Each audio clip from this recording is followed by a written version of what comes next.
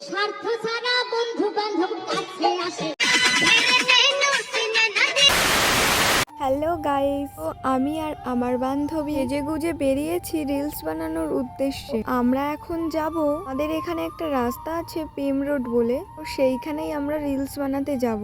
Guys দেখতে পাচ্ছ আমার বান্ধবী ড্রেস আপ ঘুরতে এসেছে, তাই ভাবলাম ঘুরতেও নিয়ে যাই আর রিলসও বানিয়ে নেই। এটা হলো আমার ড্রেস আপ, কেমন লাগছে কমেন্ট করে জানিও। হেঁটে যেতে যেতে টোটো পেয়ে গেছিলাম, সেই জন্য আর কি টোটোতে উঠে পড়লাম, তাড়াতাড়ি পৌঁছেও গেছিলাম। আমরা 2-3 দিন ধরে ওই রাস্তাটাতে ভিডিও বানাতে গেছিলাম, আর আজকে যখন গেছিলাম তখন দেখি প্রচুর লোকজন ভর্তি ছিল, আর ওরাও দেখি রিলসও বানাচ্ছিল, আর আমরা দুজন তো আগে থেকেই বানাচ্ছিলাম। আমাদের একটু জুম করে করে দেখাচ্ছে, ওই যে একটা বৌদিও নাচ করছিল ওখানে। কি ভিডিও বানিয়েছি দেখতে হলে ইনস্টাগ্রাম প্রোফাইল বংমনীষা54 ফলো করে রেখো, আর রিলস গুলো ঝটপট করে দেখে এসো। রিলস বানাতে বানাতে দেখি অন্ধকার হয়ে গেছে, মানে হালকা হালকা সন্ধে।